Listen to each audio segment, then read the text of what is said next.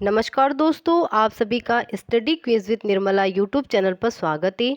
हम यहाँ पर बात करने वाले हैं 9 March second shift MP TET paper वर्ग 3 पेपर अभी चल रहे हैं, जो कि 5 मार्च से स्टार्ट हुए हैं और 26 मार्च को लास्ट पेपर रहेगा। डेली 2 शिफ्ट में पेपर हो रहे हैं। तो फर्स्ट शिफ्ट का पेपर मैंने अपलोड कर दिया था, वहाँ पर सारे क्वेश्चन आंसर बता दिए थे। अब हम सेकंड शिफ्ट के क्वेश्चन की यहाँ पर बात करने वाले हैं कि किस तरीके से कहाँ से प्रश्न पूछे जा रहे हैं और ऐसे कौन से प्रश्न हैं जो बार बार पूछे जा रहे हैं, या ऐसा कौन सा टॉपिक है जहाँ से प्रश्न बार बार पूछे जा रहे हैं। दोस्तों, अगर आप चैनल पर नए हैं, अगर आपने अभी तक चैनल सब्सक्राइब नहीं किया है तो सब्सक्राइब कर लीजिएगा। साथ में बेल आइकन को प्रेस कर दीजिएगा ताकि आने वाली वीडियो आपको मिले, आप उसे देखें और अपना मूल्यांकन करें। अपने दोस्तों में शेयर कर दीजिएगा, वीडियो को लाइक ज़रूर करें और एंड तक देखेंगे तभी आपको पता चलेगा कि भाई कितने प्रश्न कहाँ से आ रहे हैं और कैसे आ रहे हैं। तो यहाँ पर हमारा पहला प्रश्न है, पर्यावरण संरक्षण अधिनियम कब लागू किया गया था? तो ये किया गया था 1986 में। नेक्स्ट है, सर्व शिक्षा अभियान भारत सरकार द्वारा कब प्रारंभ किया गया? तो ये किया गया था 2001 में। नेक्स्ट है, समानता के सिद्धांत का अनुपालन किस शिक्षा में होता है? तो ये होता है समावेशी शिक्षा में। समावेशी शिक्षा से संबंधित कल भी प्रश्न पूछा गया था और उसी से आज प्रश्न पूछ लिया गया है। तो इसलिए आपका डेली प्रश्नों को देखना ज़रूरी है कि डेली किस टाइप से प्रश्न पूछे जा रहे हैं, जिस किसी का एग्ज़ाम अभी बाकी है। नेक्स्ट है, शिक्षण में सर्वाधिक महत्व किसे प्रदान किया जाता है?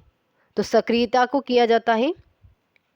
हिंदी किस परिवार की भाषा है? तो हिंदी भारोपीय परिवार की भाषा है।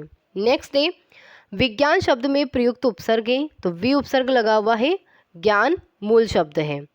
चौराहा में कौन सा समास है? तो चौराहा में द्विगु समास है। ये प्रश्न परसों यानी कि 7 मार्च को भी पूछा गया था। नेक्स्ट है, इनसेट शिक्षा योजना की शुरुआत कब हुई? तो ये हुई थी 1983 में। शिक्षण मशीन का निर्माण सर्वप्रथम किसने किया था? तो ये किया गया था सिडनी प्रेसी के द्वारा। राइट आंसर हमारा होता सिडनी प्रेसी। नेक्स्ट है, मेरीकॉम का संबंध किस क्षेत्र से है? तो मेरीकॉम का संबंध मुक्केबाजी से है। मुक्केबाजी से है। टोडा जनजाति कहाँ पाई जाती है? तो टोडा जनजाति मेघालय में पाई जाती है। नेक्स्ट है, किसी कार्य को बार बार करना क्या कहलाता है? अभ्यास कहलाता है। किसी कार्य को बार बार करना अभ्यास कहलाता है।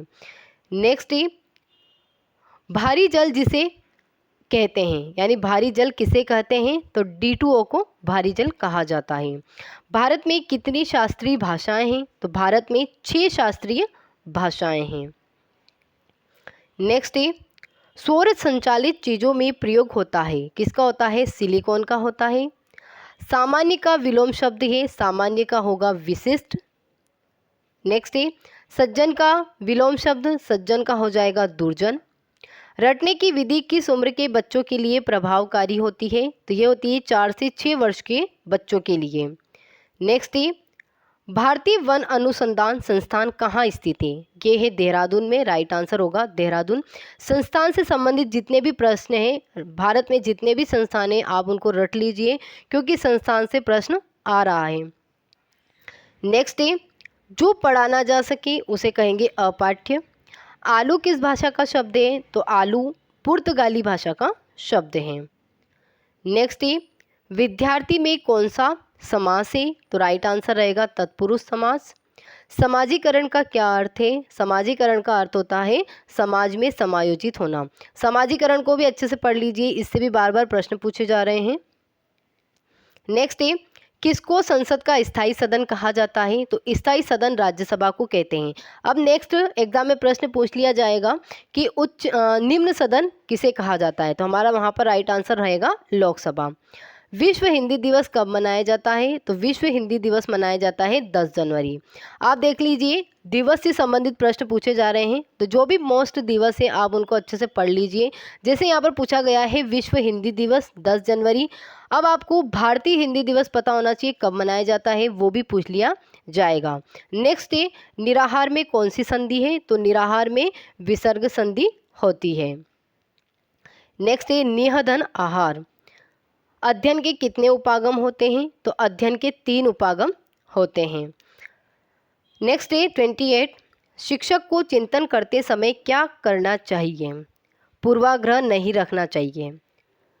नेक्स्ट है 29, दूरस्थ शिक्षा का महत्वपूर्ण संसाधन किसे माना जाता है? कंप्यूटर को माना जाएगा।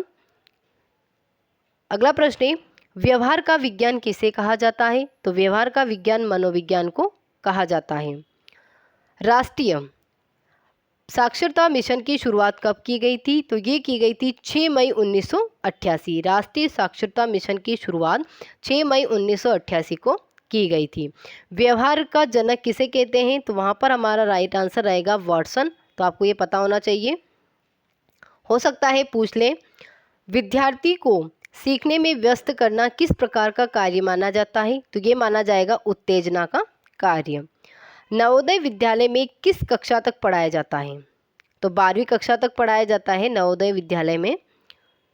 नेक्स्ट है, वर्धा शिक्षा योजना का मुख्य विषय क्या था? प्राथमिक शिक्षा। ओजोन की सांद्रता मापने की इकाई क्या है? Dobson unit.